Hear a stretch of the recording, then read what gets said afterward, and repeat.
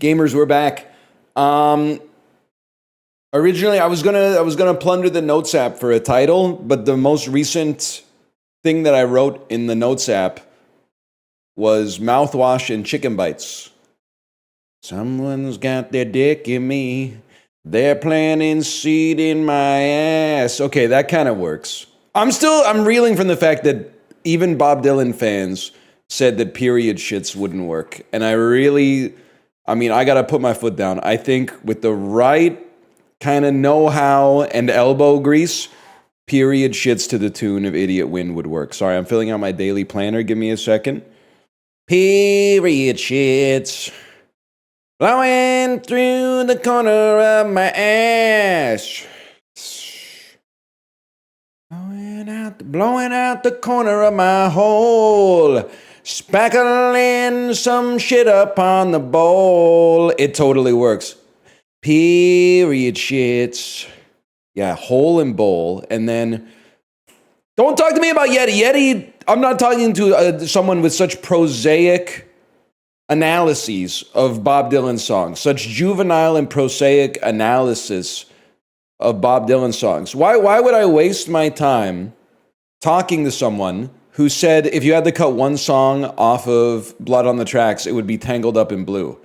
You don't cut Tangled Up in Blue, man. It's one of the best songs ever made. No, don't kill that guy. They made their case. Their case was that it doesn't fit well with the rest of the album. But it doesn't matter. Because the song is that good, it doesn't matter. The one that doesn't fit with the rest of the album is You're Gonna Make Me Lonesome When You Go. And if you have to cut a song, you cut that one. If you're not going to cut that one, you cut Meet Me in the Morning, even though I think Meet Me in the Morning is good. And you might say, why don't you cut Rosemary, Lily, and the Jack of Hearts? You don't cut it because it's fucking funny that in the middle of this album about Bob Dylan getting divorced, he's like, the man was on the stage, studying her eyes. She was looking at the door, but she was feeling like the Jack of Hearts. Like, out of nowhere, the dude is just like, now for something completely different. Now, if you'll excuse me, I'm filling out my habit tracker because I flossed last night. Yes, sir. We'll do that one in a black pen. There you go. When did you start forming good habits? I'm 28. It feels like it's the right time. Maybe tomorrow. For now, let's do the dulls. Baby steps today. Get ready to clip me out of context. I have previously described Baby Steps as my most anticipated game of 2025. I love Foddy. I love Foddy in games. After playing the demo, I don't know. It didn't hit for me.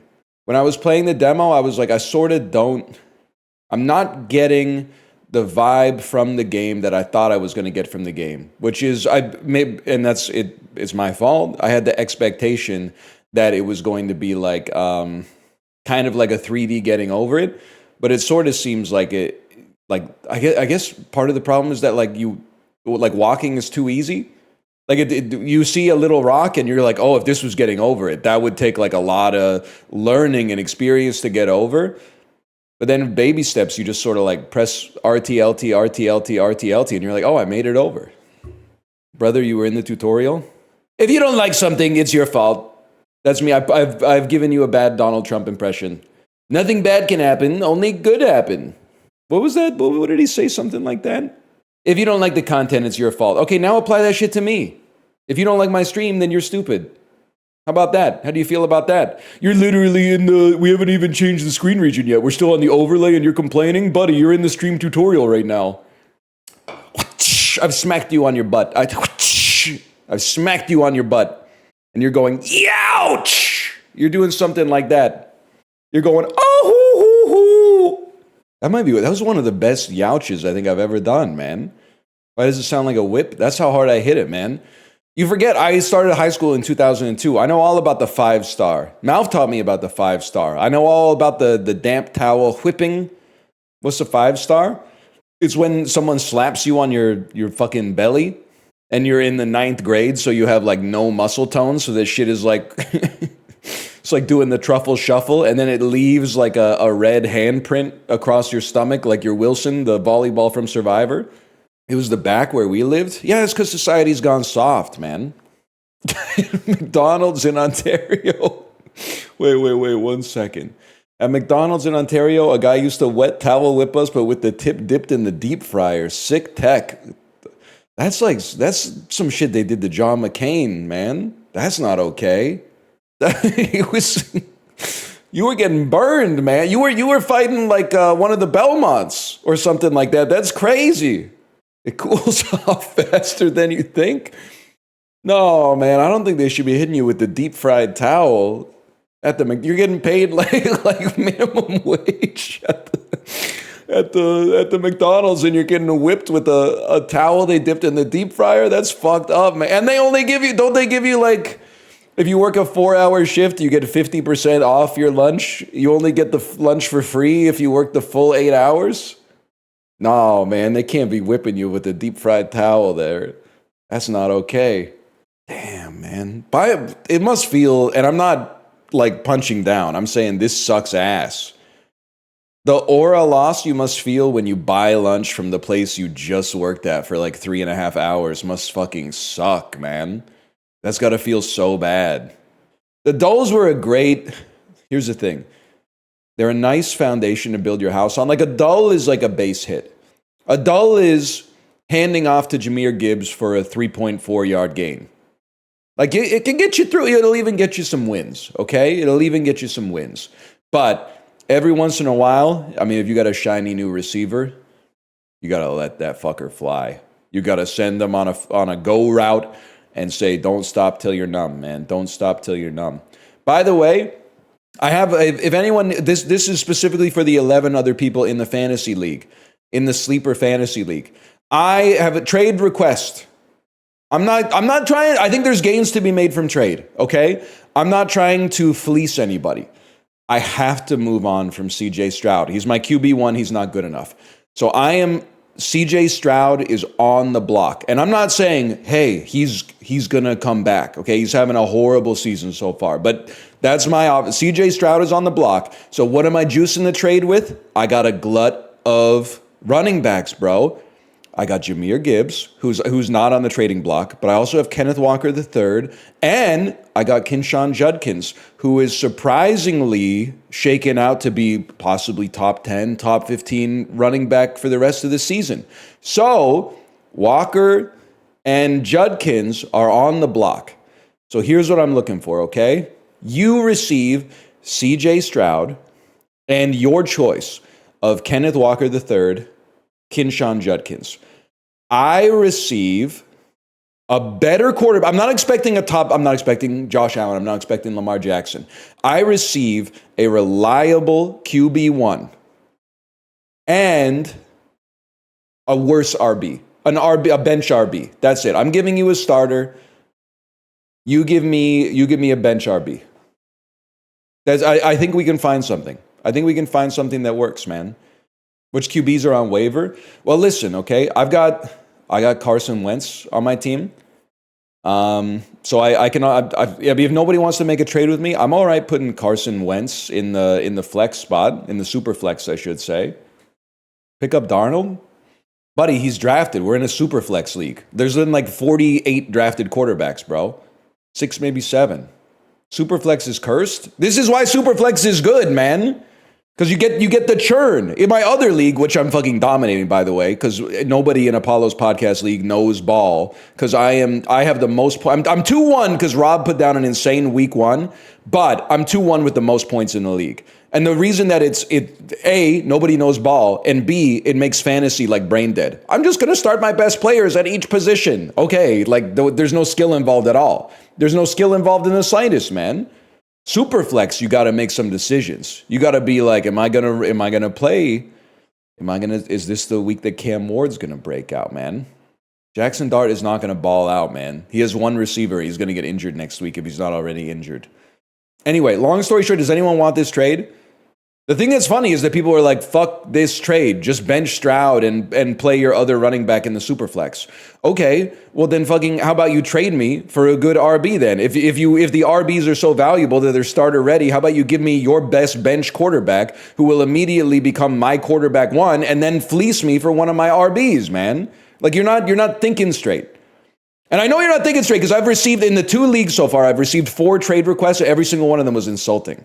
Every single one of them was like, I'll give you the backup running back for the Seattle Seahawks in exchange for the starting running back for the Seattle Seahawks. Nah, man, I don't think we're going to be doing that.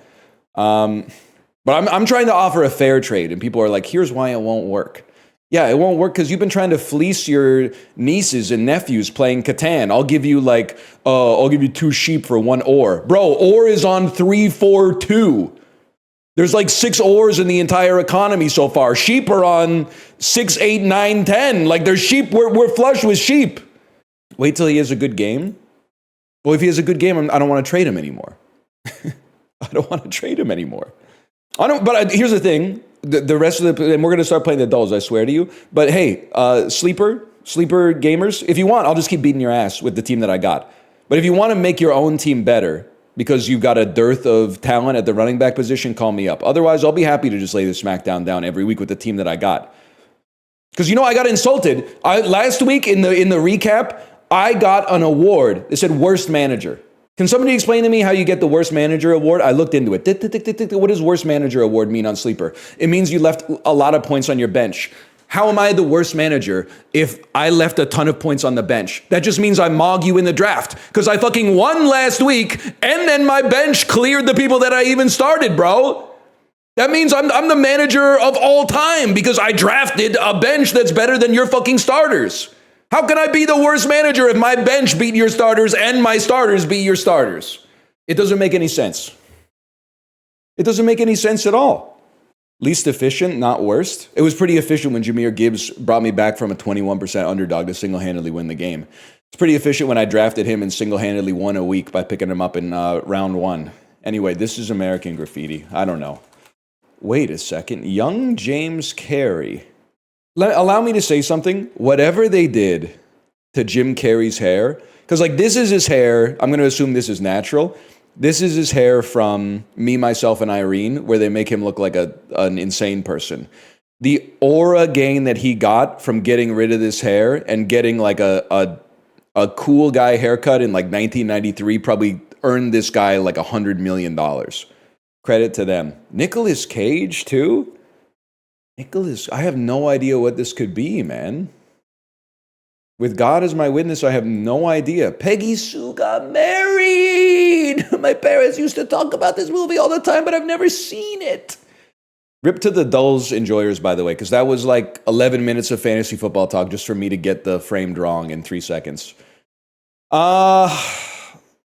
This one's tough for me, because John Wick is really good. I don't care. Anybody who says this is not a good movie is just an action movie disrespecter, which is fine. But it means I don't take your opinion seriously because you're not evaluating things on their own merits. You've got your own preconceived notions.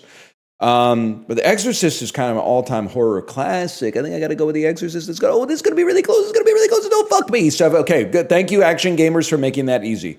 John Wick is going to mog Belfast. Power the Dough. It did win Best Picture, but on the other hand, the streets are saying it's kind of boring, but I still think it's going to clear.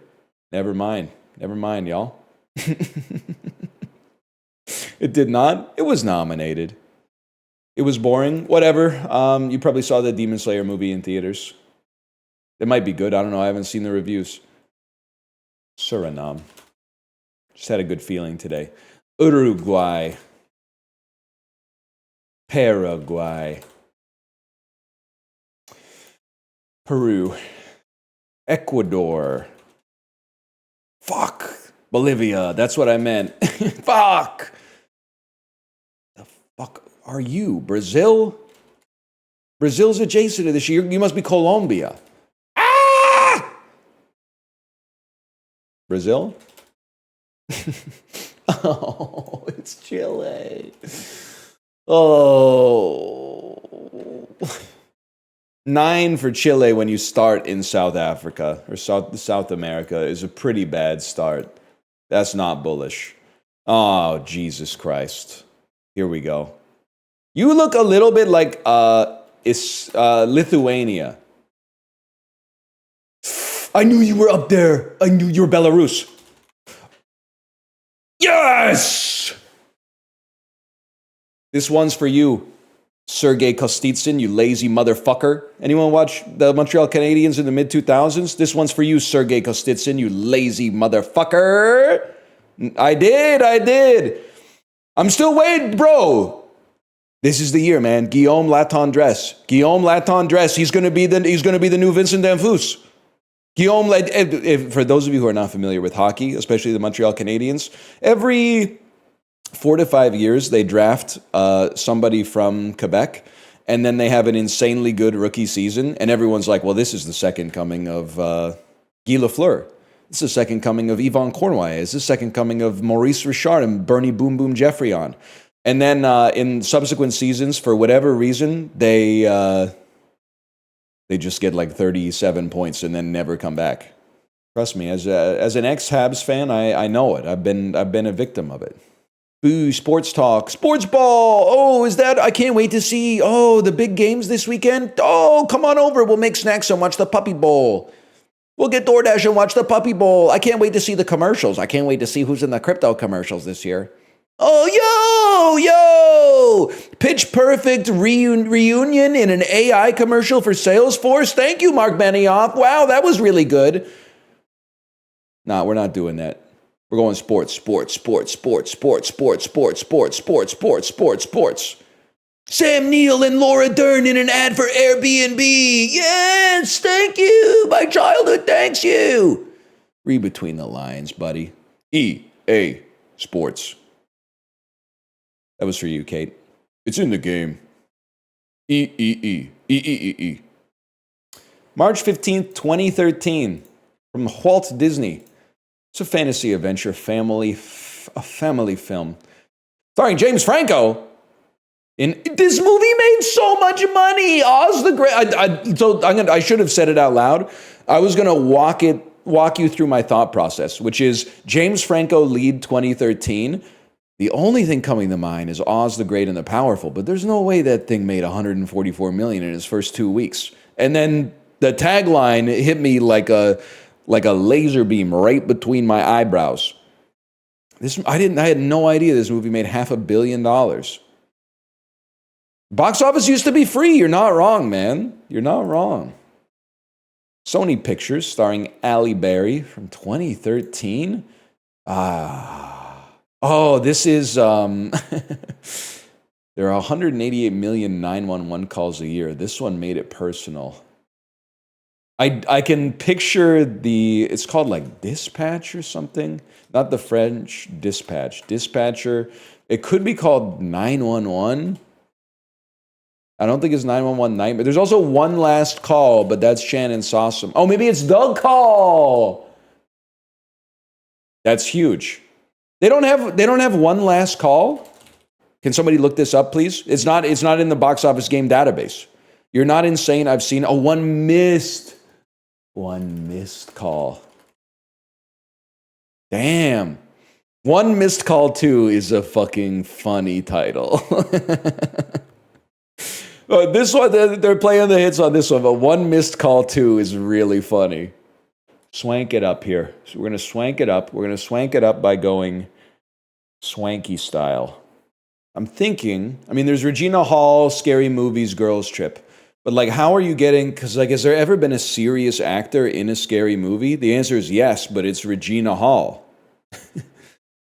No, because you can go Regina Hall, Scary Movie, Marlon Wayans, Requiem for a Dream, and then you got Connolly, you got Ellen Burstyn, you got Jared Leto, who I can't believe he keeps getting cast as a lead actor. I'm like, this dude, I'm sorry, the cult stuff is one thing, but like, is anybody out there, like, I'm a huge Jared Leto fan? I feel like if you ever bring up Jared Leto to anybody, they're like, yeah, I can like take him or leave him. Like, how is it studios are casting him like there's nothing they can do to not cast Jared Leto? They're like, I wish I could avoid casting him, but the people are demanding it. Who's demanding it?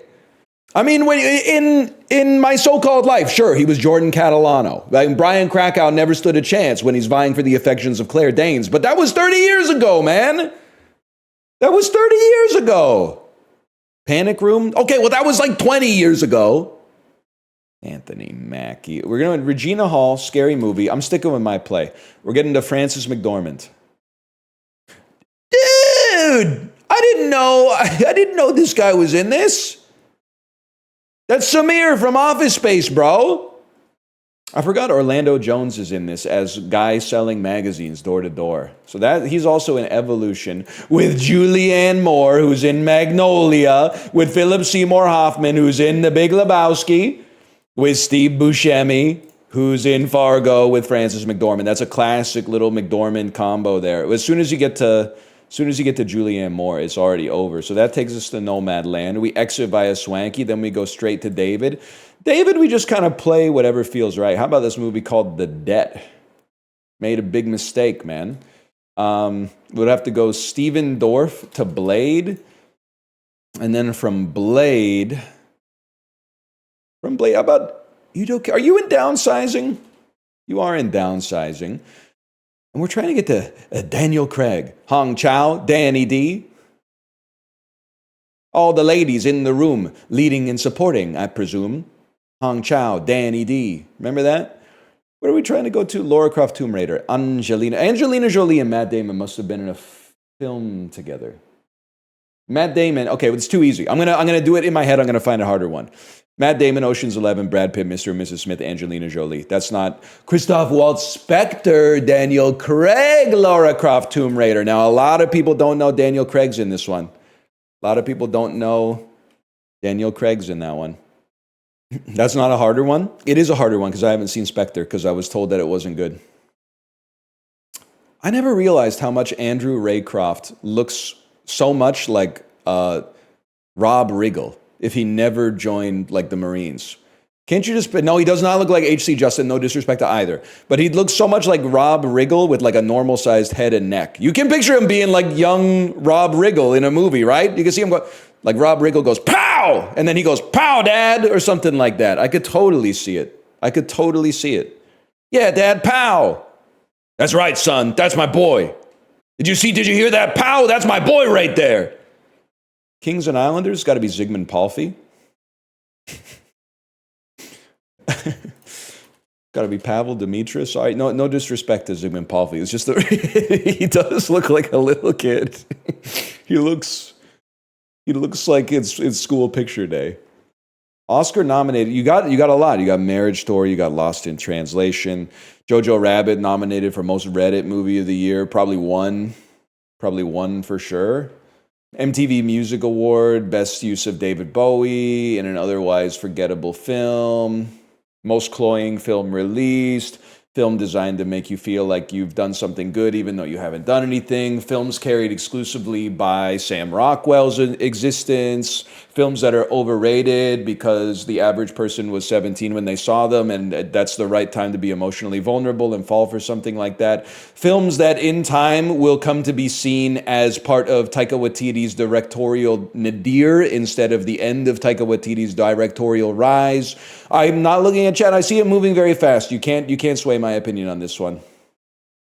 Films that I saw in the theater and there was a dude behind us masturbating at the end. There's nothing to masturbate to in the movie, which is one of the reasons it's bad, but also I think he was just crazy. He's in The Avengers. That one stings. The Island would have been so good. Sometimes being stupid actually saves you.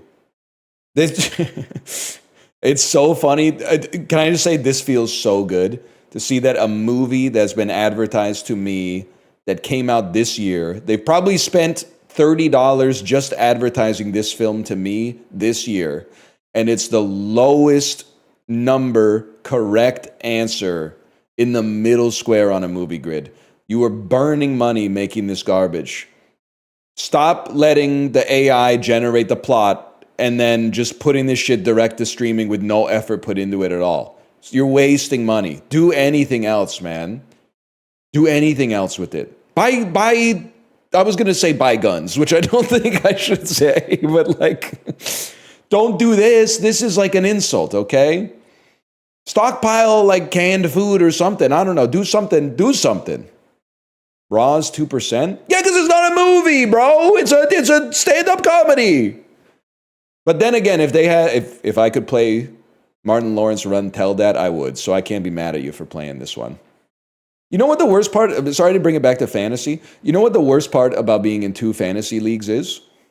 I swear to you, I've played against Lamar Jackson and Josh Allen 5 times, and it's only week 4. Every week, I'm like, oh, I just made it through Josh Allen. Who am I going up against in my next league? Fucking Lamar Jackson, man. It never ends. And not okay. So last week, like week 3, I went up against Josh Allen in League 1. Week 4, I go up against Lamar Jackson. Okay, well, that fucking sucks. Let me look at the other league. Hello, Simba. Speak of the devil, and he appears. I just beat Josh Allen week 3 in the Yahoo League. Guess who I'm going up against? Josh Allen, man. It never ends. It's just Allen Jackson. Allen Jackson. It's like turning on CMT in 1995. I'm gone country. It never ends, man. I was thinking about playing fantasy basketball, but oh my God, I hate basketball. Why are the Lynx fucking selling against the Mercury of all teams? I'm losing my mind, man. You have Nafizia Collier. Do something. Put up some hands or something. Make them work for the jumpers. It's getting ridiculous, man. Rubefacient.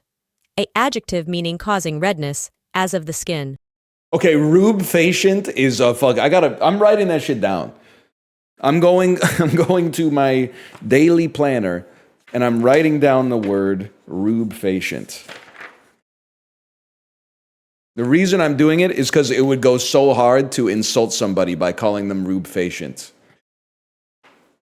You rubefacient charlatan. Red in the face. That's huge, man. All I'm going to say is be careful when you're tying your shoes. Because if you pull up and you're blushing a little bit, get ready. I'm about to hit you with the antediluvian nomenclature. Hiya! Hamadryad, a noun meaning wood nymph. Yeah, that's easy. Strychnine, a noun meaning a bitter... Thank you, Office Space. Double Office Space reference, man. Double Office Space reference. I still have an Office Space standee from when I worked at the theater. By the way, okay, I don't think Gen Z is crazy for this, but looking up the reviews for Office Space on Letterboxd is really funny because everybody that's, I would say, between the ages of like 32 and 60 is like, this is one of the best comedies of all time. And then everybody that's like probably born after the year 2000 is like, I don't really get why this is funny. Like, it seems like The Office is actually kind of like an okay place to work. And I'm like, that fucking sucks, man. Because it was back in the day, that sense of like malaise was palpable now, or man. But now they're like, they get fucking walls. They get fucking walls on their desk. That seems awesome. You could have like a little bit of privacy, man. There are a lot of movies from the 90s where they were like, I hate having a steady job with a pension. I hate having a steady job. But that being said, a lot of those movies are really good. Matrix is one of those. Fight Club's really good. Office Space is really fucking funny. And if I may say so, people who haven't seen the movie they're gonna try to crungo this, but American Beauty is a really good movie. It's a little Jojo Rabbit. It moves the pieces together to be a little too Jojo Rabbit. Like there's some artifice involved there, but it's really good. And you don't have to hand it to him, but that motherfucker could act, man. It's so fucked up that he's like a horrible person because he's deprived society of like so many great performances as he's gotten older. So he was a hell of an actor, man. Who? Wes Bentley, man. They got my boy shackled up in the Hunger Games universe. Get him out. Get him and his fucked up sideburns out, man. Put him in something real. Put him in a Paul Thomas Anderson movie. Okay, black sesame seeds. Not Northern Europe. Sweetened red bean paste is very Korean. I'm going to say this is South Korea. Could be another East Asian country, though. Northwest of South Korea. China? Correct. Black sesame roll. I'd give it a try. It does look like spray-on shoes. Yeah. Or rolls of garbage bags. Mog the average as usual. That looks worse than the triangle. Yeah, but it's like sweet. At least like there's some flavor in it, you know? Okay, the triangles, the konnyaku, it's just, you know what it is? Is like, you know how you can freak out when you get in a sensory deprivation tank. Or they have those rooms that are made to have like no audio whatsoever. So when you measure the audio in the room, the volume is actually like negative decibels.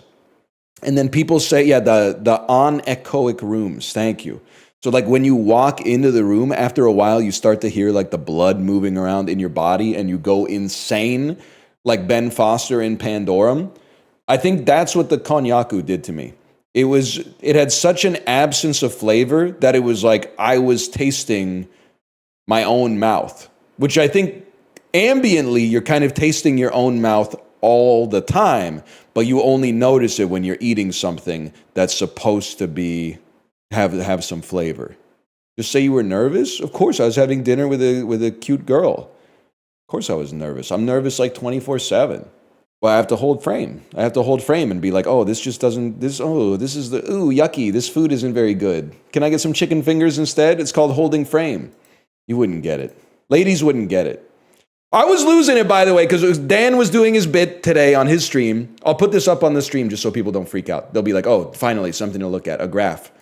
Dan was giving his dating advice, which, listen, I'm not the expert, but people were saying is antiquated. He was saying even when he met his wife, he knew that the person he met was going to be the one for him, but he still waited like 2 or 3 days to text her back.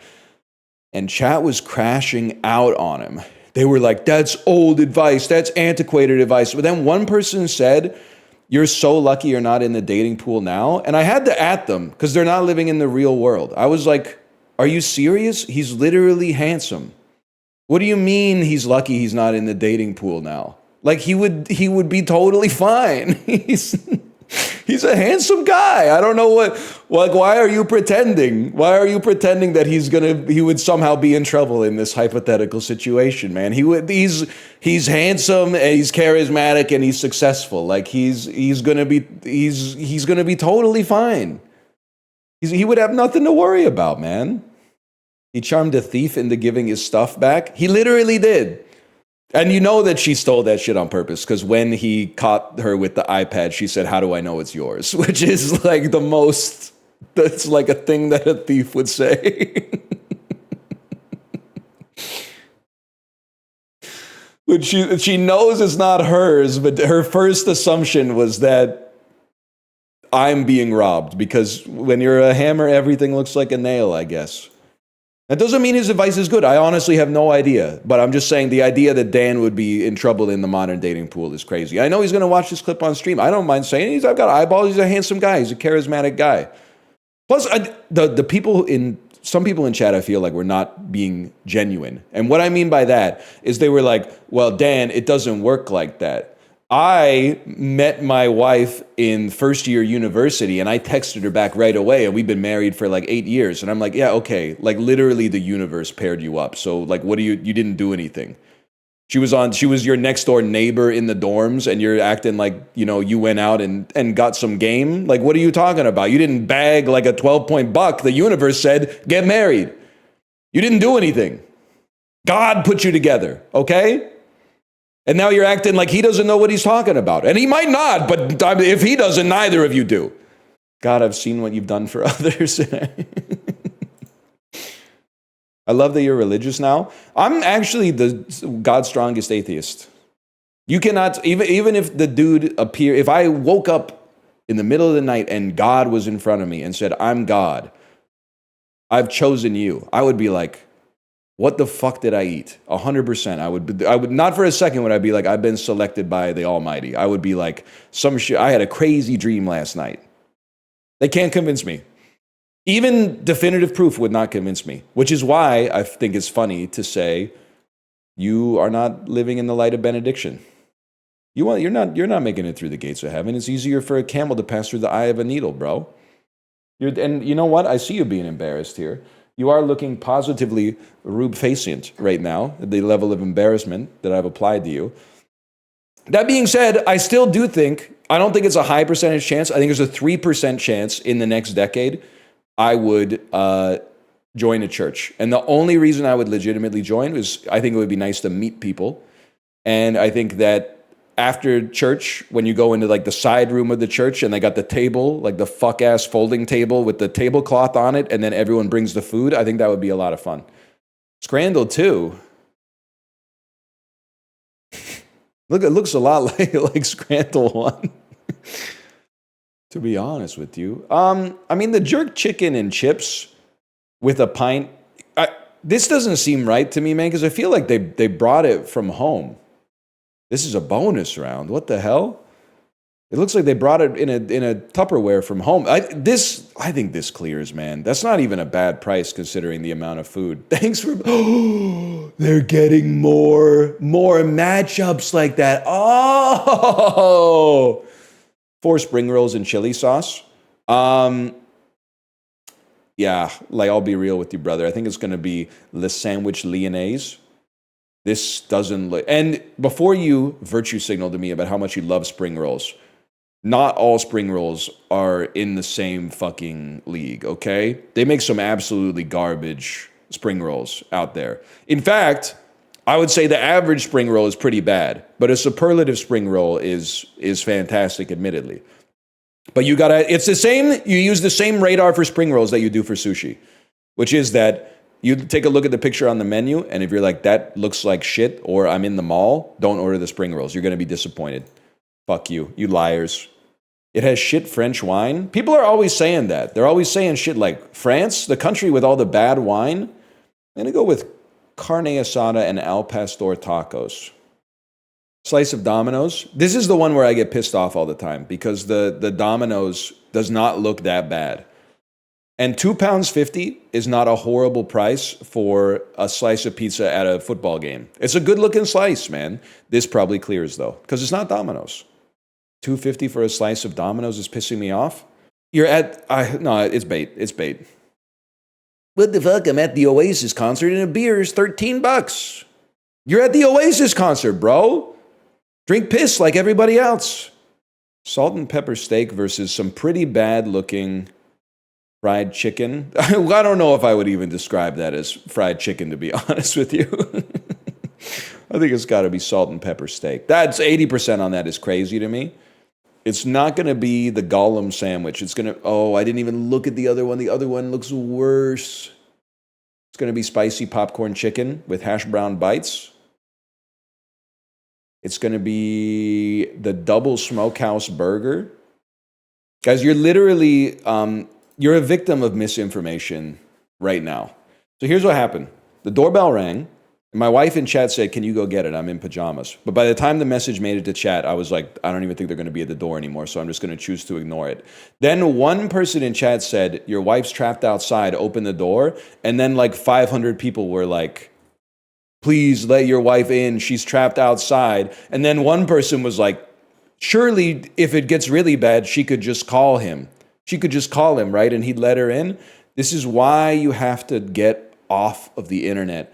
And I say it as a joke because if I said it to you seriously, you'd hit me with like but you still participate in society. But this is it's a microcosm of what's happening with larger issues, especially on social media. You have to, the fact that you're still on Twitter is crazy to me. You're exposing yourself to a ray pointed directly at your optic nerve that is making you dumber every single day. You're going, I've been bored for 3 seconds. Let me see what the dumbest people on the planet are saying about serious shit. You have to stop that. The further away I get from it, the more it doesn't make sense that I was ever on it to begin with. But this offends me more because it's more personal to me. She's fine. She's upstairs. She just opened the box. I'm used to Twitch chat. Twitter can't be that much worse. It actually is, which is crazy. Because, like, Twitch chat is like... The way I look at my Twitch chat, at least, is like it's people in suits putting on Halloween costumes and then pretending to be stupid. And then Twitter is like people in Halloween costumes putting on suits and then pretending to be smart. Like, let me see what some 14-year-old kid from Belarus thinks about, like, foreign policy right now. Wow. Oh, geez, that was a good use of my time. My life's really been enriched by beaming that shit directly into my fucking brain every day. Are you serious? In here, we got project managers that are typing chicken jockey. That's like, the vibes are way better, man. We got literally, hands up in chat if you have a PhD. You type colon person underscore raising underscore hand. Colon. Let me see if that works. 1 second. Person underscore raising underscore hand. It works. See, it works. Look at that. Let me, a quick show of hands. 100% in chat is PhDs. That's it. You are what you repeatedly do, man. If you expose yourself to the opinions of smart people, you can't help but become a fucking genius. Look at me. Look at me. I just got 8 out of 10 in Scrandle too.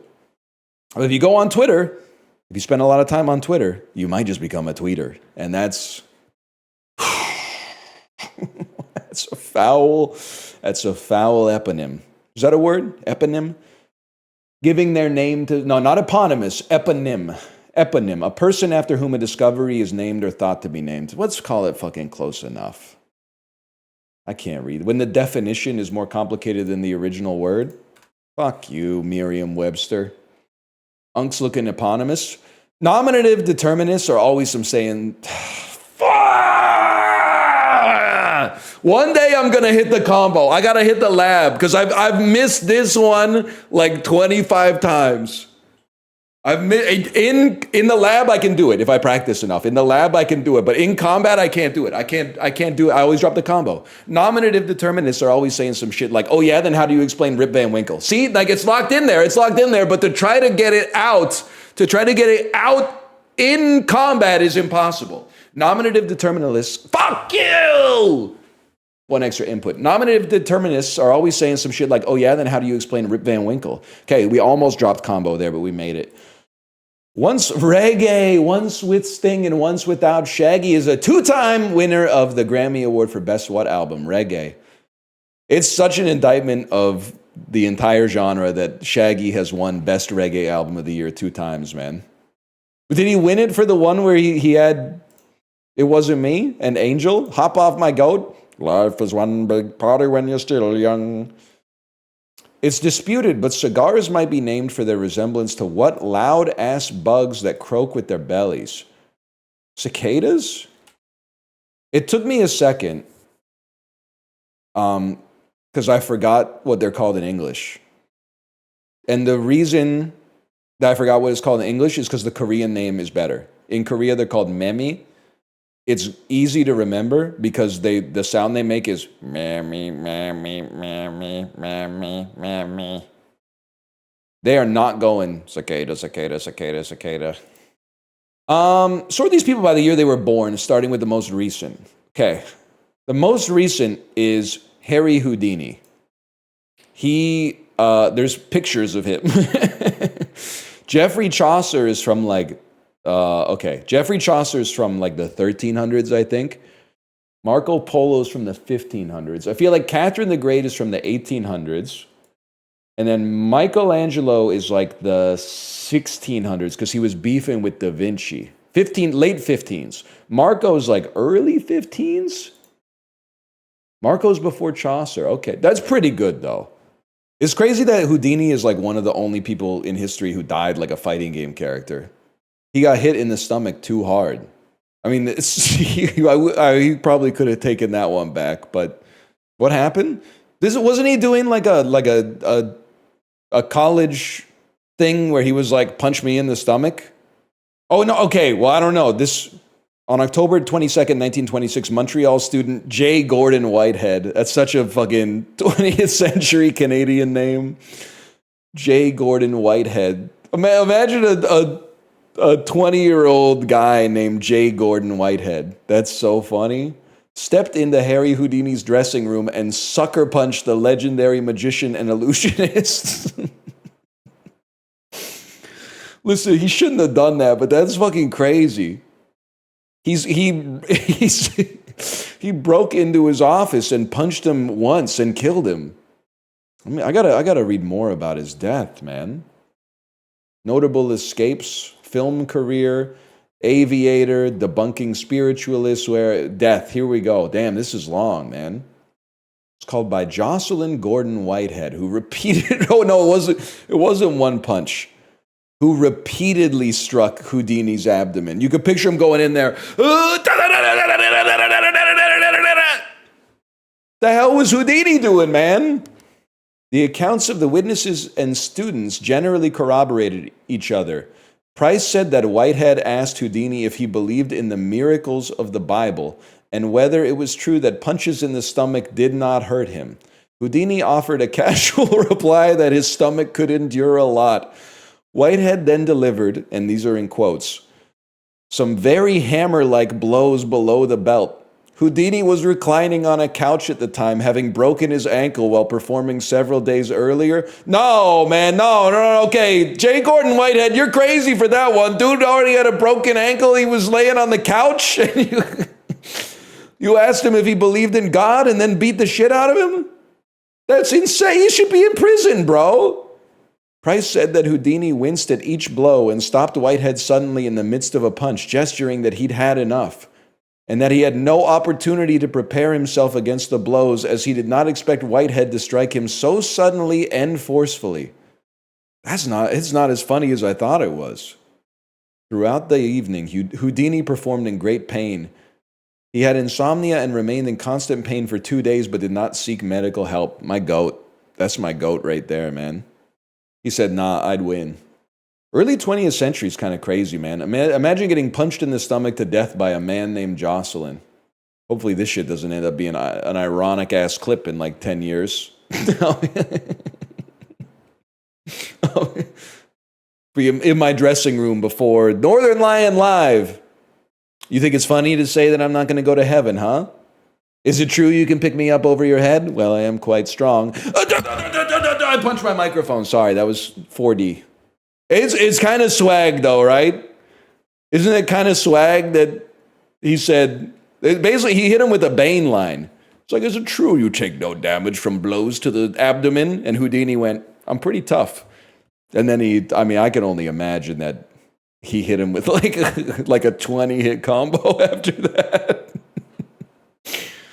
Oh, that's kind of sick, though. That's kind of sick.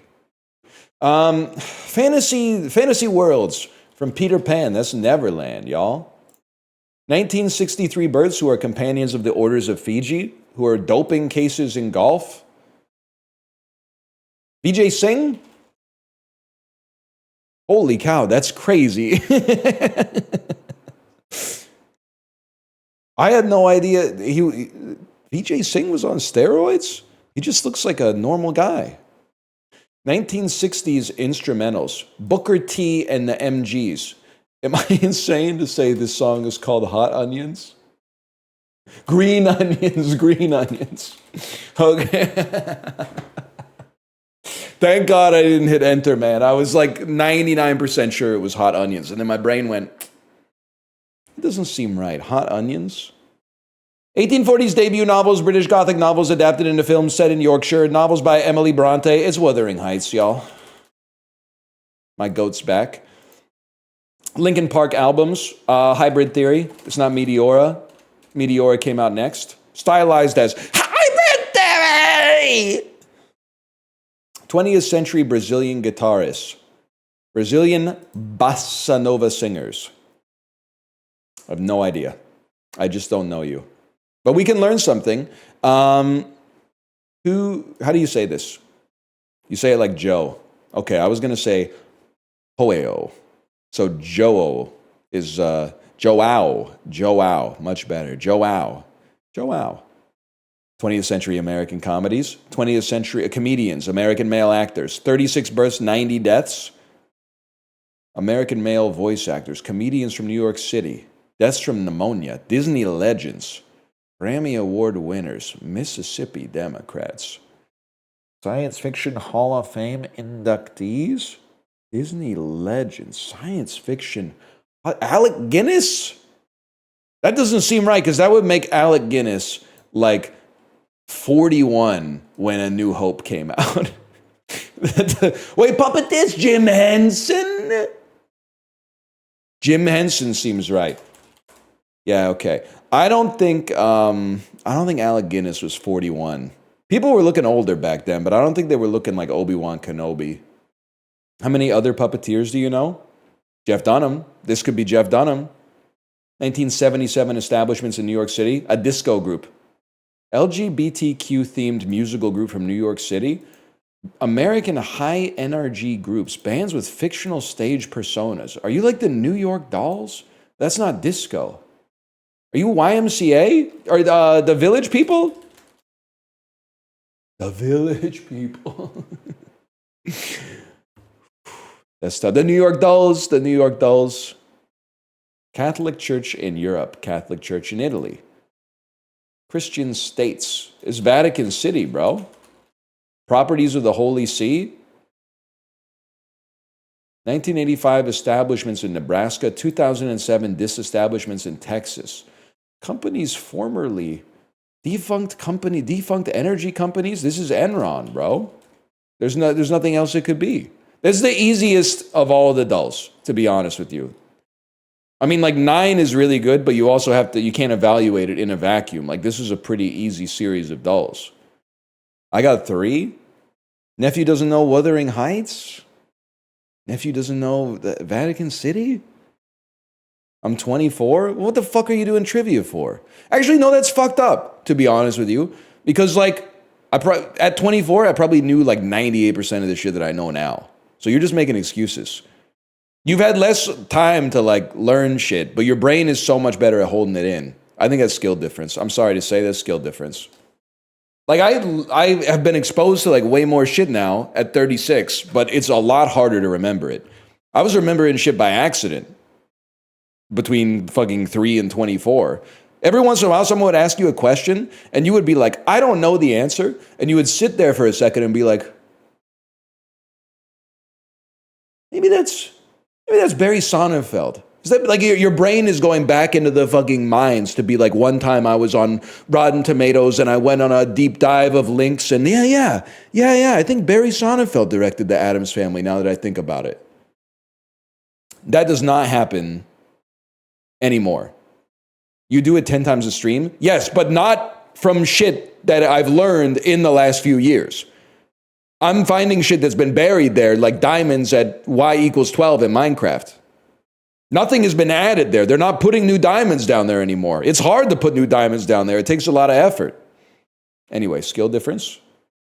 Y = 12 is old meta. Well, I'm fucking old.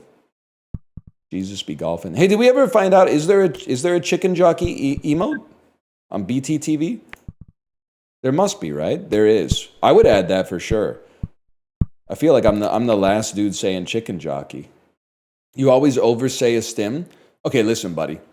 It becomes funny because people say it. But then, everybody's so eager to be the first person to cement consensus. No, chicken jockey's over.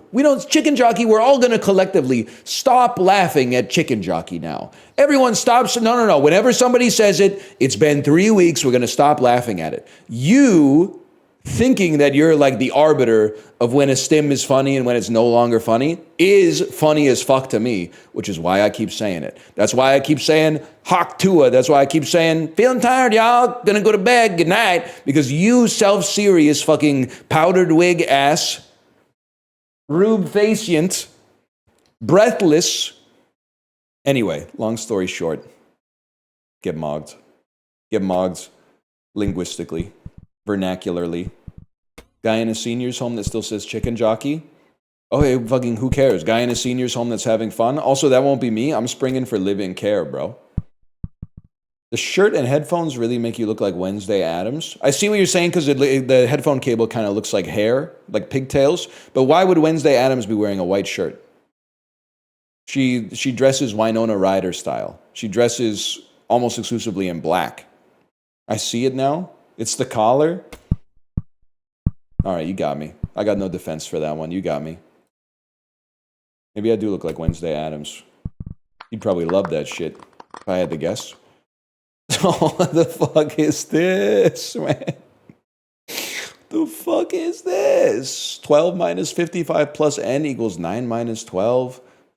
12 times? Okay, what the fuck? Okay, all right. Is this times? Is this a times? I mean, 9 minus 60 is 51. No, it's not. It's negative 51. So this is fucking negative. Maybe you don't have to solve for n. Maybe I'm solving for n because I've been trained to solve for n here.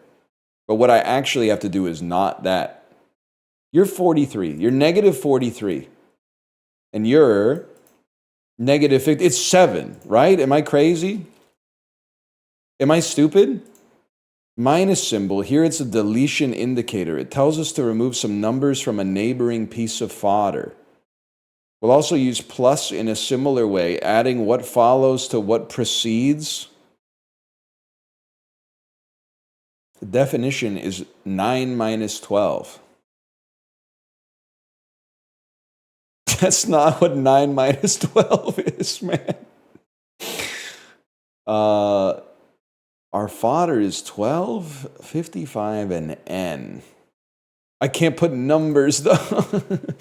Guys, I have no idea. I have no clue. I don't know what it is. It's 12 minus 15 in Roman numerals. Okay, wait. It's 12 minus 15 in Roman numerals, which gives you twee, and then you add an n for tween. Oh my God, and 9 to 12 is the ages of a tween. Oh.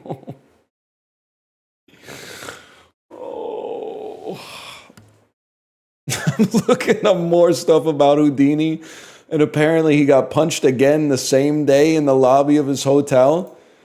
He should not have, I mean, in hindsight, he should not have been going around saying, I don't take damage when you punch me in the stomach. Like, you still shouldn't be punching someone in the stomach just because they said something like that, but I mean, when you make a claim like that, you can't really be surprised that like people start to test it, especially in the 1920s when people were so bored, man. Thoughts on the new Sabrina album? I've only heard Manchild, but I do like it. I don't think Manchild's the song of the summer. The song of the and I'm the arbiter of culture in my house, at least, or at least the observer of culture. The song of the summer, I'm doing an asterisk. I'm giving the song of the summer to the K-pop Demon Hunters soundtrack. And it's not just because it was bumping in my house, but after our long summer, going to kids' birthday parties and every single kid knowing all of the words to every K-pop Demon Hunters song, it was the song. The song of the summer was every song from K-pop Demon Hunters. My song of the summer is Billion Koyangi by Eyelit, but not everyone's on the same page there. Not everyone's a knower. Hey, Spencer Brave, thanks for the gifted subscriptions. Thank you. Is the movie actually good? It's pretty good. I was going to say it's pretty okay, but I don't think that's fair. For a movie you would watch. Well, listen, here's the thing. I got to remember who I'm talking to. If you have a child between the ages of like 4 and 20 and you want to watch something with them, I think it's a good movie to watch. If you're like 28 and you already wear sweaters that have like elbow patches, no, you should probably watch the new Paul Thomas Anderson instead. You should dedicate your time to something else. But I guess the question in that case was like rhetorical to begin with. My 38-year-old childless coworker told me to watch it. Well, then there's a whole different archetype, okay? So I have drawn a false dilemma, I'll admit, and it worked on you, which is how you know it's a rhetorical technique and not a fallacy. My dilemma was if you have kids, you have to watch stuff that's product, not necessarily art sometimes, just to bridge the gap, okay? Because kids don't always have the best artistic sensibilities for what to watch. Their taste isn't developed yet. You have to help develop their taste.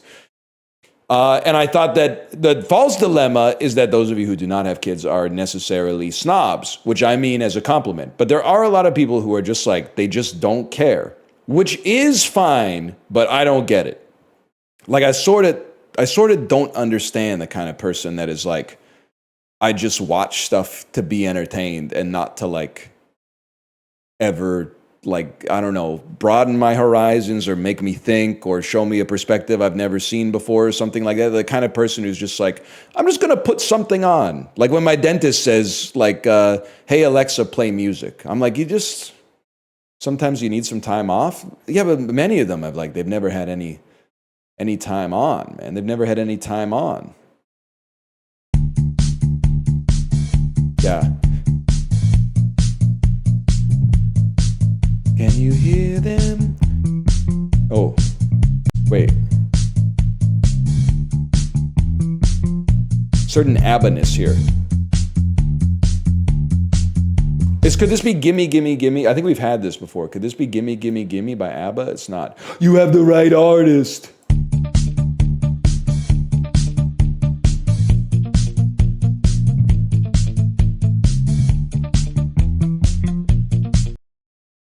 Voulez-vous?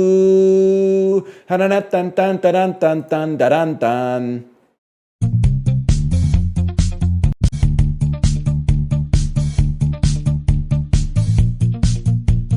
I think it might be Voulez-vous. Oh!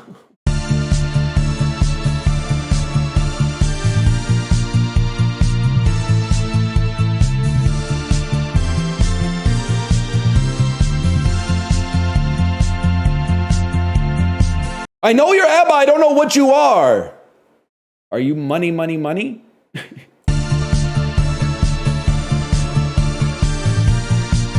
You sound like a Dracula song. Are you lay all your love on, it's lay all your love on me. I don't know if I know this song, man. I don't know if I know this song.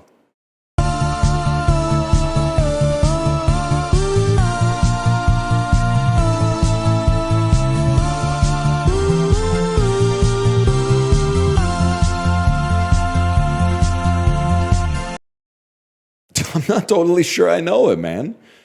You're so not European, it's funny. Listen, hanging out with my parents yesterday, they were watching the Roku channel, which is very parent-coded. We got TV, but they love the Roku channel, and it's their choice. They can watch whatever they want. They were watching a show called Cheap European Homes, and it's about people in Ireland that are like, I'm sick of Ireland, I want to move to Spain, I want to move to the south of France. Every single house they walked into, let me put it this way. If you walked into your friend's house like that in North America, you would be like, are you okay? Why do you have two toilets side by side? Why doesn't your kitchen have a fridge? Your kitchen doesn't have a fridge. You have a washing machine in your kitchen, but you don't have a fridge. I'm no longer, having been to Europe, I used to allow you to insult me. Oh, you North Americans, your bread is so bad, your beer is so bad. Now I've fucking been there. It's expansive. We got tall ceilings. We got big refrigerators. They want us to feel bad. We have big refrigerators, man. They want us to feel bad. I'm no longer apologizing. They want us to feel bad that we've got a fucking big fridge and maybe like a freezer in the garage too.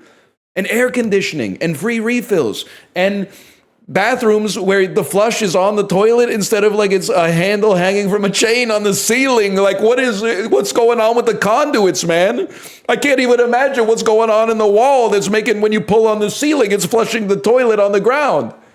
What the fuck is a kilometer? Okay, chill out on that one though. The mile really doesn't make any sense. The mile doesn't make any sense.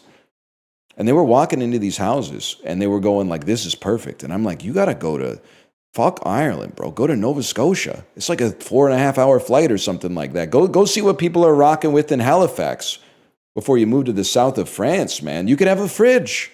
You could have a fridge. Now, to be fair, the houses they were looking at in Spain were like 75,000 pounds, which is unfathomable. But the other thing I would say is that the real estate agent, every time they were like, what do you think of this house? The real estate agent would go, the roof looks good, the walls look solid. That's not what the fuck I want my realtor to say.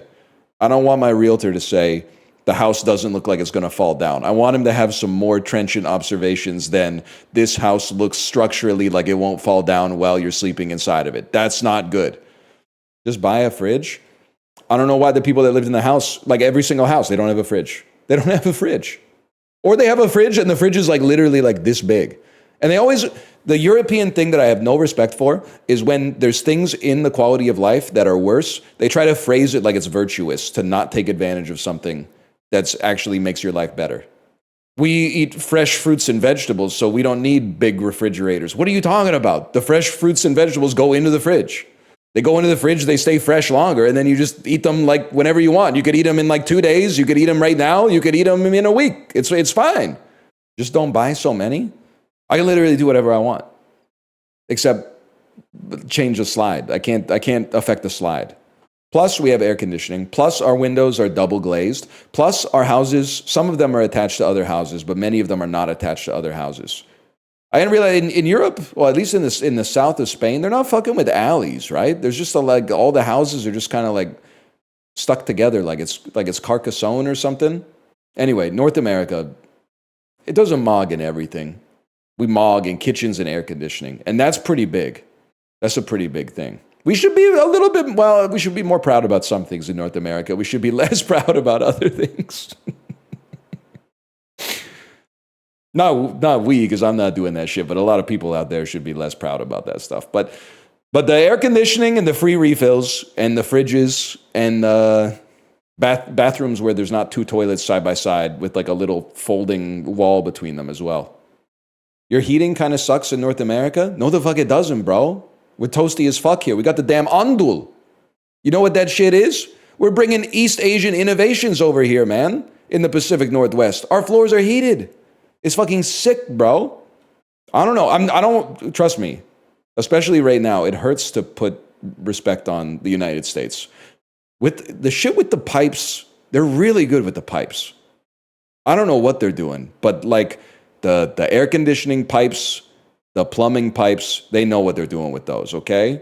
The HVAC, I'm going to call it the HVAC capital of the world. If they were like, hey, you can have a Canadian HVAC guy or an American HVAC guy, I would be like Canadian HVAC guy, elbows up. But in my head, I'd be like, I hope he's as good as the American one.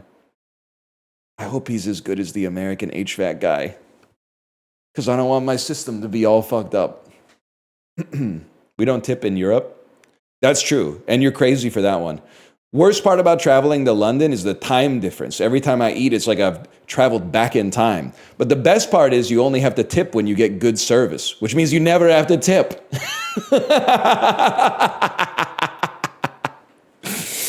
Nominative determinists are always saying some shit like, oh yeah, then how do you explain Rip Van Winkle? You could see it on my face that I knew I was going to hit the combo. I knew I was going to hit the combo as soon as I got through the first part. And it was like I hit you with the you never have to tip bit. And then I saw that the hit landed, and so I confirmed it with the nominative determinist bit. dlguiga, do you think there's I'm getting sent the prospectus. Do you think there's reason to be sus of a fixed income product that promises 8% annually when current prime interest rate is 4.7? He has midterms soon. Stop distracting him. Well, everyone shut up. I'm trying to talk to dlguiga. This is his wheelhouse, okay? You might say, what's the product? Well, it's not bonds. Let's put it that way. So what's the product? Something to do with like insurance brokers. They told me it would take like 3 weeks to get sent the information. Don't do it? I got to think about it. Is it CLOs? I don't think so. Haven't you asked about this like 2 years ago? Do not fall for it.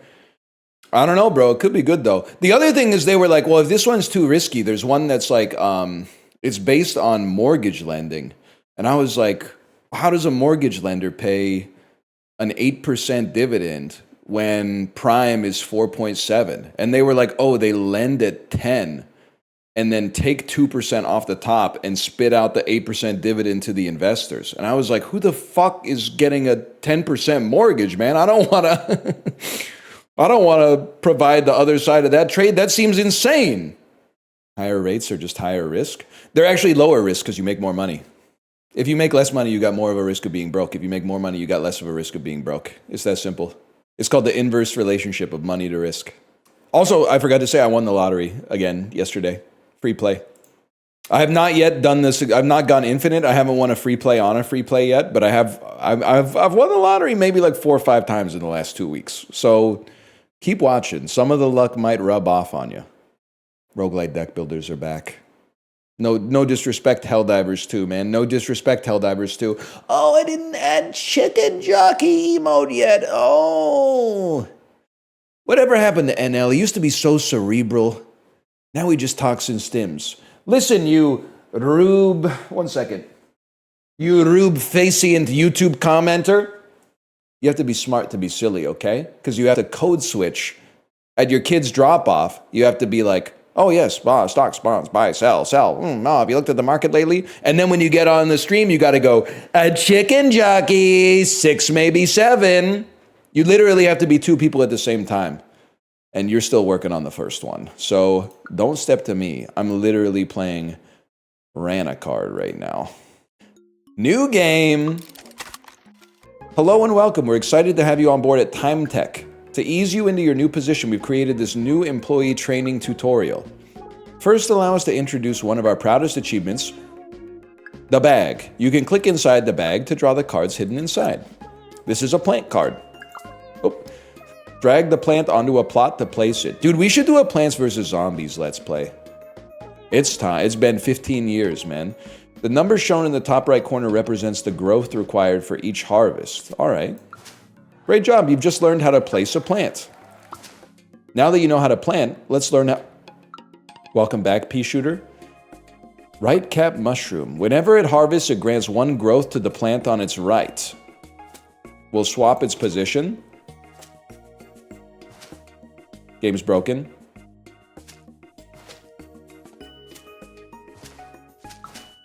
Never mind.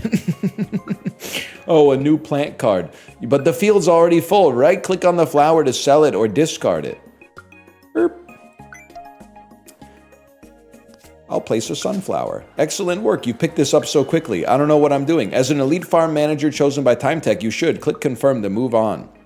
Next, play close attention. It's time to learn the core system. This is the gauge for time pressure. Right now, the time pressure is empty, which means you still have 3 units of time available. Click confirm once you're ready to proceed. The area shows all the cards currently inside the bag. Hover over a card to view the details. I think I'm becoming a details guy. Just sounds so much more European than details. Whenever you draw a card from the bag, the top left corner is the time cost. Whenever you draw a card, that time cost is subtracted from your time energy. For example, drawing a card now will raise time pressure by 2. Done. Which means drawing this card consumed 2 units of time energy. To summarize, playing cards in the field is free, but drawing cards costs time energy. Now play Harvest Time on the sunflower. Boom, looking for this? Why are there suddenly so many cards? Nobody's got time playing them one by one. Click on this gear and play all the cards in your hand.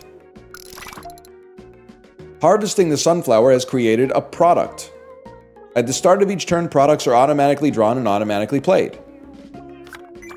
That has given us sunlight, which has increased the growth of our sunflower. It's got the face that baby Jesus has in all the Giotto paintings from back in the day. You know the one I'm talking? By back in the day, I mean like literally 1351. Unk's going like this with that fucking churlish smile. I'm just a chill guy. Yeah, I see what you're saying. It's giving Lenny, man. It's giving Lenny. The dangerous cards show how many cards in a bag have a time cost higher than your remaining time energy. When the dangerous cards show 0, click on the bag to keep drawing until it is no longer so.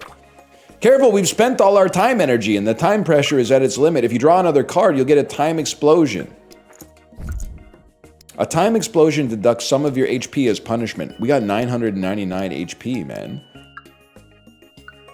Lastly, but most importantly, this is the KPI the company has assigned you. If you fail to meet your KPI, you'll be immediately dismissed. I guess it's kills per instant.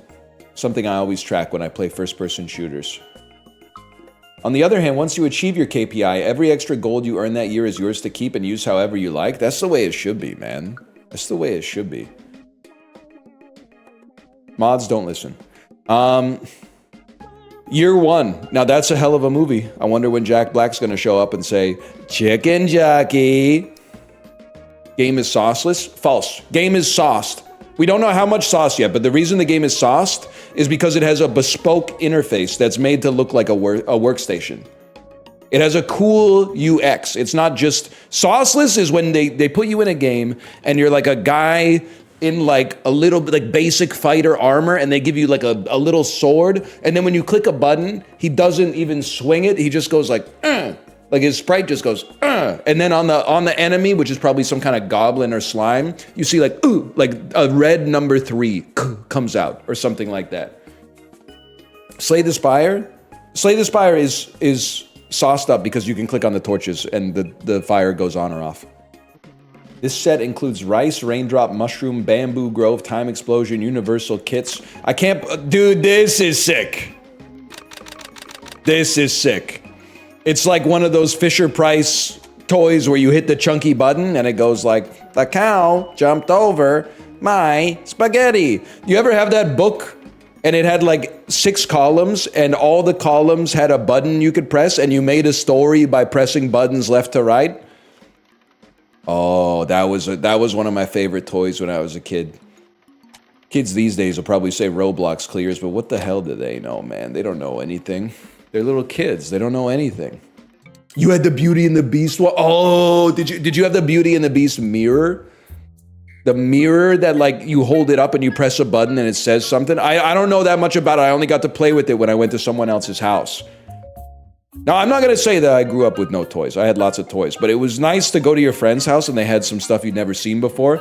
2nd grade, I went over to my friend's house and he had the Power Rangers like belt buckle that you put the gold coin inside of it and then you like slam it shut and it goes like, Tommy the Green Ranger or something like that. That was the height of like a play date back then. Billy the Blue Ranger. Yeah, they would. It would like in 2 kilobits per second. It's morphin' time. You'd be like, oh my God, it's the future. I live in the future. It's morphin' time. A white card pack. Yearly revenue 42. Exceeded the KPIs easily. This is, it even says it. It even says it on the pack, man. Whenever growth is gained, all other colony moss gains 1 growth. On harvest, gain 3. Boom boom grass. I think I smoked that once in college.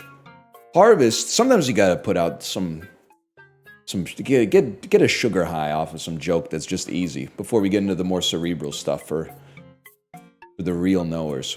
Gain 4. After 4 time explosions, permanently increase this. Yeah, but if I time explode a lot, I'm gonna die because I've already done it. Increase the growth of a plant by 2. Evolve into super growth booster after being used 6 times. I think I want colony moss, man. First stream in months and he's picking 3? Hell yeah. You honestly, if that's what you love, you were right to take some time off. Because prior to today, we've been gaming for like 8 streams in a row. We've been playing Nightreign, Helldivers 2, played a little Jackbox, we played a lot of 2XKO. You might be the chosen one. You might be the chosen one. PUBG, I forgot about PUBG. You want a card box, a gold box, or a trinket box? Give me the trinket box, man. Whoa! What am I doing? What am I doing? I think I want to take the rainbow trinket pack, man. Or do I want the Rana big trinket pack? I can't get it. Hit open. Like, oh, is this? It's gonna do like a.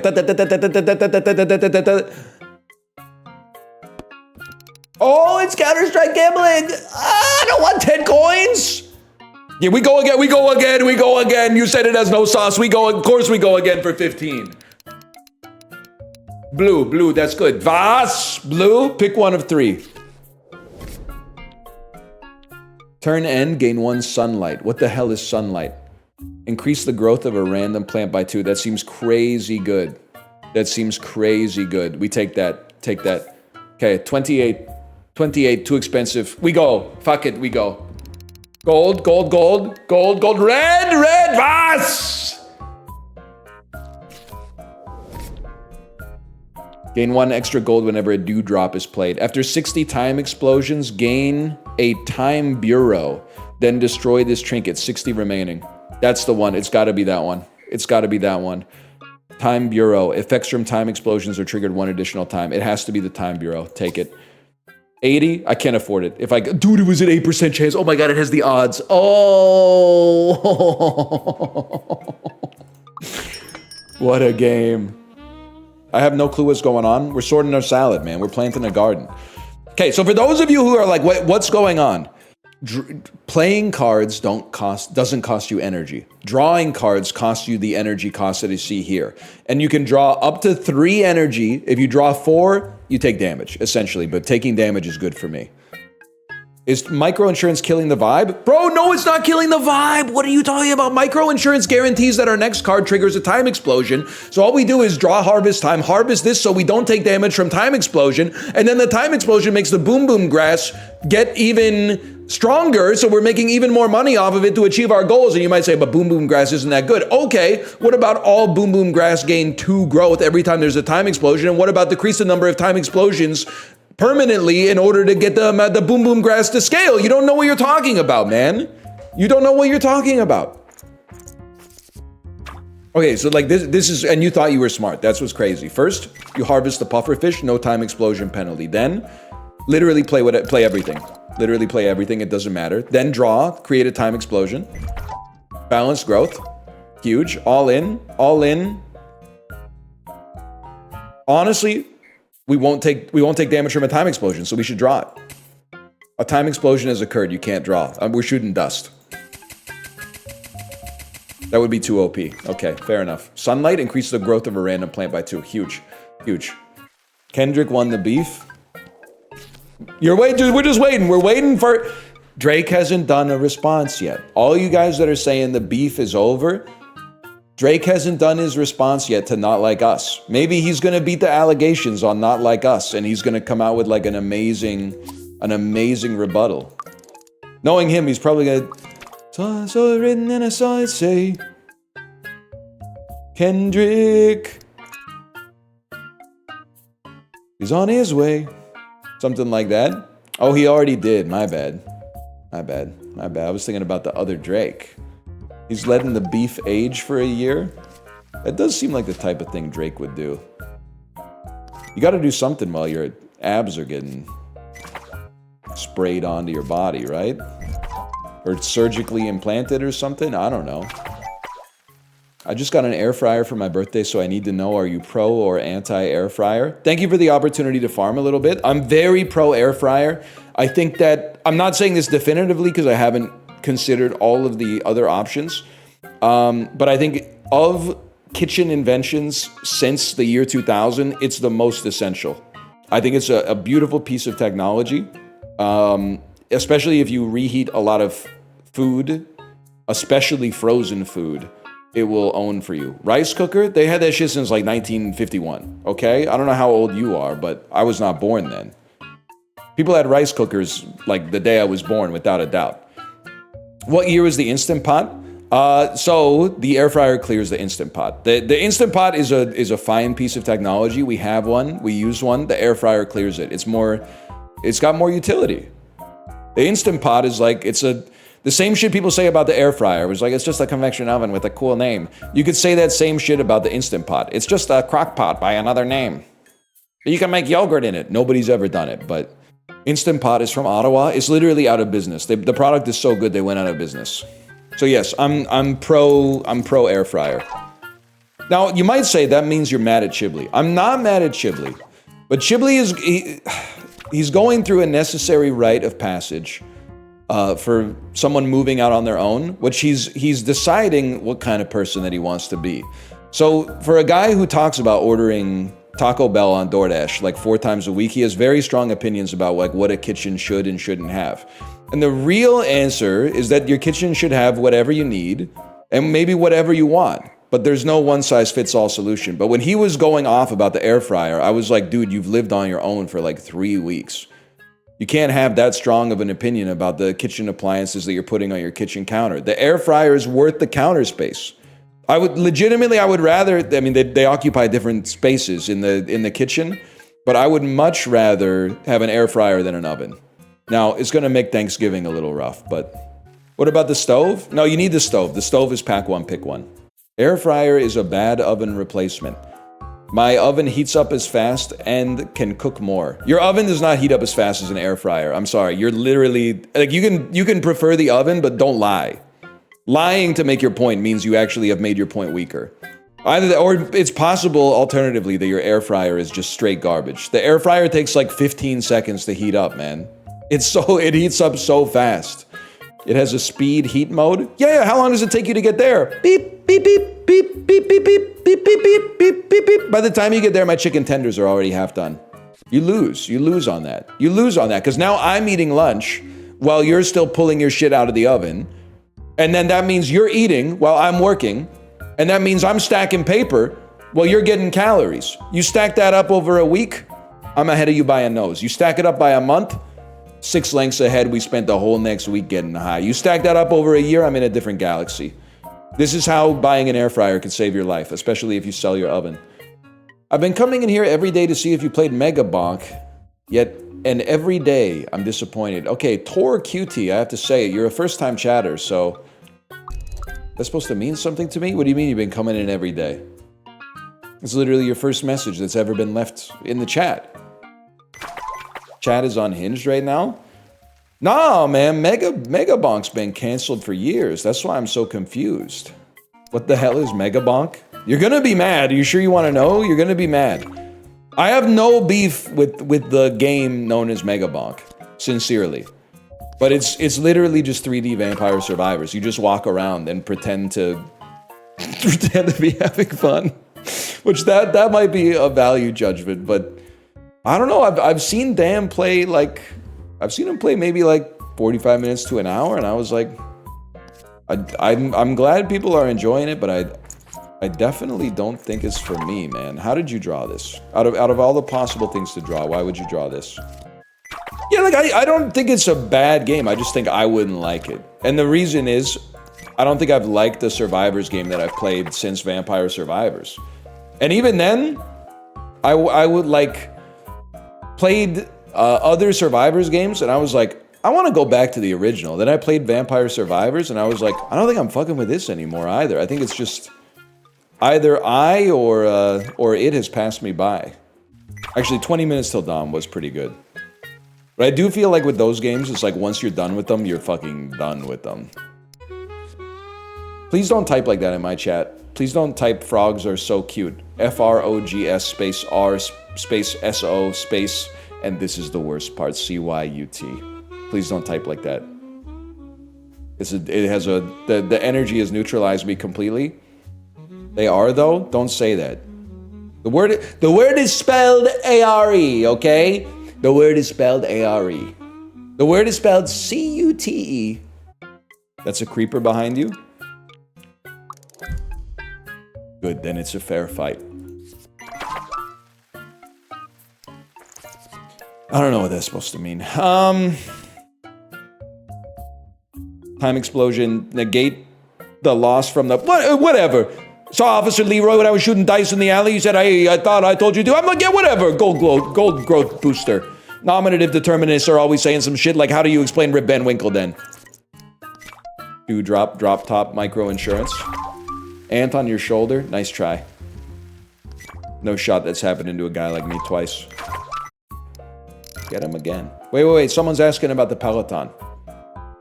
This is... I'm zeroing in on it. Zzz. Who said that? I'm using my laser vision. Zzz, the panopticon. I'm scanning everybody. Zzz. Remember when Professor X gets in Cerebro and he's like, the mutants kind of show up in like full color, and then the normies just show up in black and white? I'm trying to find the person that was talking about the Peloton.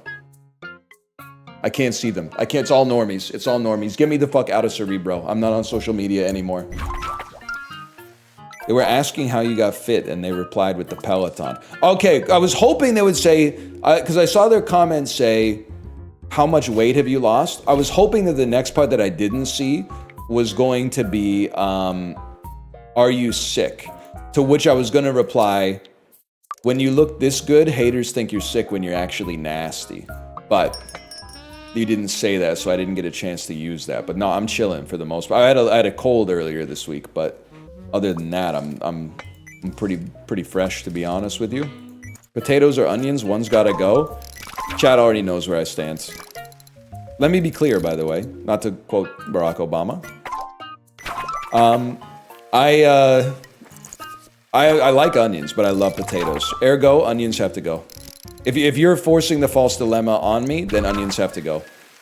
And I'm gonna say some churlish shit too. I'm gonna say some shit like, you're a pick me if you get rid of potatoes. You're a pick me. You're a keto head. Potato haters are unwelcome here. They never talk about the merit of the potato. They only talk about the fact that like French fries are bad for you and they're only allowed to have like 8 grams of carbohydrates a day. It has nothing to do with the potato. It's got everything to do with you, bro. Don't blame the potato for your own sins. That's not really fair. Wait, I figured out why I'm getting the time explosion. It's because I'm playing the card that guarantees I get a time explosion. It's because I'm playing micro insurance every time. That being said, it's kind of the wave.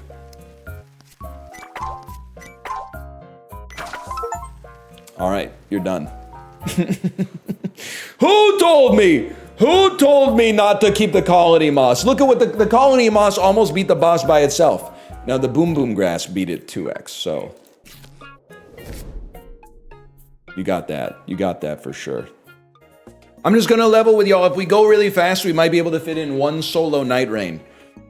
Guy who talks really fast about playing Nightreign in the hopes that it'll make people excited to watch Nightreign, even though people seem to mostly like to have it on the second monitor while they do other stuff. My dude, you're always second monitor? Well, thank you. That's so nice. Wait a minute. How was your meeting? It was good, but it was kind of boring. But I think that's sort of like how it goes. Did you circle back?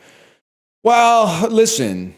Mostly, I was just getting introed, and then there was a lot of, I mean, it's on their end to dot the I's and cross the T's after the stream, okay? Did you time box at all? Okay, you gotta know, I'm not a real one. I don't know what that means. What is time boxing? So that sounds like a Jean-Claude Van Damme movie. Time boxing is okay, let's not spend more than 5 minutes on this. Thank you for teaching me corporate stuff. That's actually very helpful. That seems very helpful to say, let's not spend more than 5 minutes on this. I'm gonna time box the start of the meeting, because like, I don't mind small talk, but I don't like spending more than 2 minutes talking about like where we went on summer break. Don't talk to me. I know I'm good. I know I just unlocked something. Don't talk to me. No. It's not gonna happen. It's not gonna happen. Because first I gotta beat the Equilibrious Beast solo, man. I'm gonna time box the start of the meeting. The start of the meeting, let's time box this. Let's only spend 30 seconds talking about what we did on the summer. Can we time box Nightreign to 0 seconds? Nightreign is literally good. It might even literally be better than Elden Ring, but I don't expect you to understand. Was it about taxes or slide? None of them. Sorry, for those of you watching on YouTube, the 6 of you watching on YouTube, the Elden Ring diehards who are, for some reason, choosing to watch somebody who has to ask what to do every 2 seconds. We were talking about a meeting I had yesterday. Don't say fuck you, YouTube! The Elden Ring viewers are real. The Elden Ring viewers who have not been alienated by me saying the name of the game wrong 100 times in a row. Stop saying fuck you, YouTube. Just because there's 8 people on YouTube and 11,000 or something on Twitch. That, honestly, you should show more respect to the YouTuber audience, because you're the big brother. You're supposed to set like a good example or something. YouTube is all people with Yoshi avatars wondering why the content isn't more cerebral? Who said that? You can't say that. Who said that? What you just said is highly rude. You can't say that. NL, nobody said that. You came up with that off the top of your head. Shh, chill out, man. Chill out. The streets are saying there's no banter in Nightreign. The streets have never been more wrong since before they renamed Trutch Street. You know what I'm talking about, Vancouverites? How many comments do you make up per stream to riff on? I would say the average is like 1. Usually there's something you can grab in chat, but sometimes you got to make up something if you wanted to be the person talking about it. Level 5 already, huh? This is where my editor said, following this, oh, we could probably do this one really quick. But he said at some point, he said, NL, we respect you here. But at the same time, you don't put enough respect on castle basement. He said, you don't have to do the castle. If the castle is trolls, don't do the castle, but you should do castle basement, because you're always in the center of the map at some point anyway. I said, thank you for the tip. I said no backseating. Your editor's a real one? N-Bird is a Elden Ring head, man. Are you proud of me for learning how to navigate the arena here? I'm pretty proud of myself. Please don't be the mada. See you, bye. Wait, no, Grafted Scion is nothing, man. Right?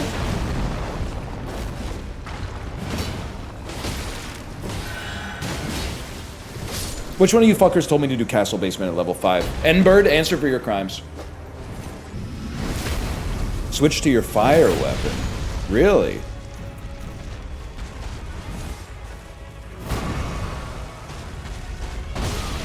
Guys, the menuing has screwed me up.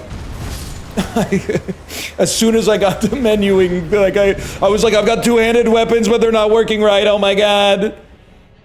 If you were religious, you'd definitely be Lutheran.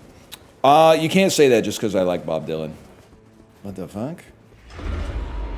A plague of locusts befell the motherfucking land, dude. Find the enemy who's stealing your runes?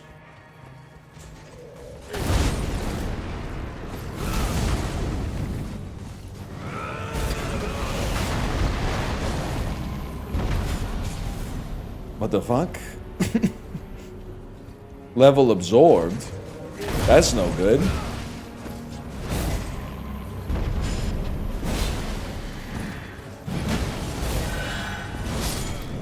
Jesus Christ.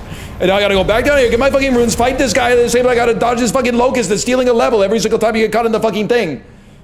This guy's fun and fair.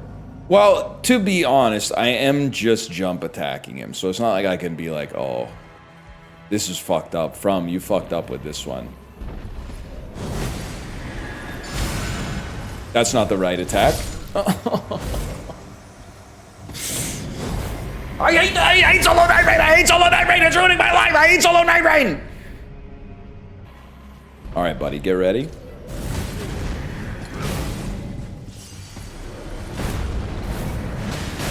I didn't know you did that.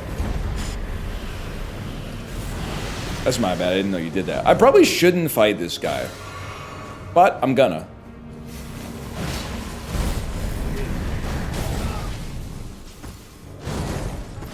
Get staggered. Otherwise, I'm just gonna walk. I'm gonna walk and create a Star Deluge. And then you're in a lot of trouble. Great use of that move. Oh, beautiful. And the Knight's Tide is growing stronger.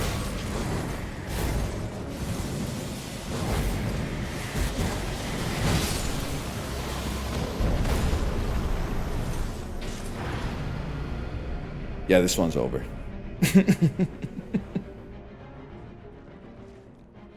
I have to talk to my. I have to give a talk. I'm gonna write the message out live. I'm gonna write the message out live as we speak. So about that castle basement tech. Someone tell me why I'm level 10, getting my ass beat by the ball-busting hunter while a plague of locusts are stealing levels from me. Thinking. I'm putting a thinking emoji. Out of respect, I'm not putting thonk. I'm putting thinking. If castle basement is BBH, you just call it a loss and move on. I went to the castle basement on the previous run and it was grafted Scion, and Chad also told me to GTFO. What bosses aren't GTFO bosses? Are there any bosses that aren't GTFO? You were level 5? Oh, wait. Okay, hang on. I'm being told I was level 5. And that was my problem. That's fair. That's my problem. Damn, he hit me with the I fight anything that's not BBH. It's basically like skill difference. Fair enough. You were level 10? You're talking about two different things. We're talking about grafted Scion now. Nephew. You gotta keep up. My bad? That's all good, nephew. It's all good. I'm gonna send you over to my wife's stream, though. I'm gonna go eat lunch. Good night, y'all. Hear me out here, guys. It's been stuck in my head. Alanis Morissette voice, okay? What it all comes down to is that everything's gonna be fine. 'Cause I got one hand on my penis and the other one is squeezing my ball sack. I'm soft, but I'm gooning. I'm hard, but I cannot come.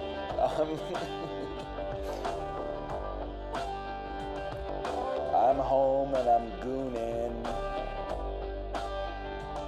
I'm a shower, but it's frigid, baby. Cause what it all comes down to is that everything's gonna be fine, fine, fine. Cause I got one hand on my ball sack and the other one's tickling my asshole. There we go, there we go.